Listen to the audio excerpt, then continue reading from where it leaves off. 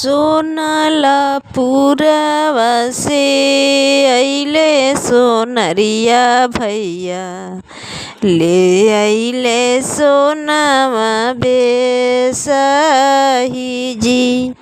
से सोनवा पहिरेले दुल्हा कवन दुल्हा, पहिरी चलेले ससुरार जी। पहिरी चलेले ससुरार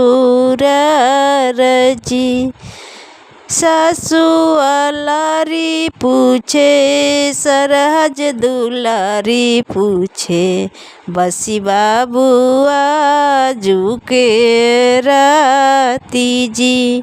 बसी बाबू आजू के रात जी। कैसे में बसी सासु आजू के रतिया हो, कैसे में बसी सासु आजू के रतिया हो। आमा जो हत हुई है बाट जी, आमा जो हत हुई है बाट जी। बटिया जो हत हुई है छतिया पीटत हुई है, नैना ढरत हुई है लोर जी।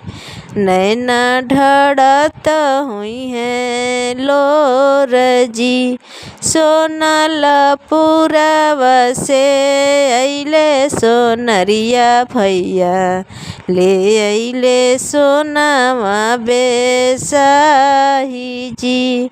से सोनवा पहिरेले दुल्हा कवन दुल्हा, पहिरी चलेले ससुरार जी।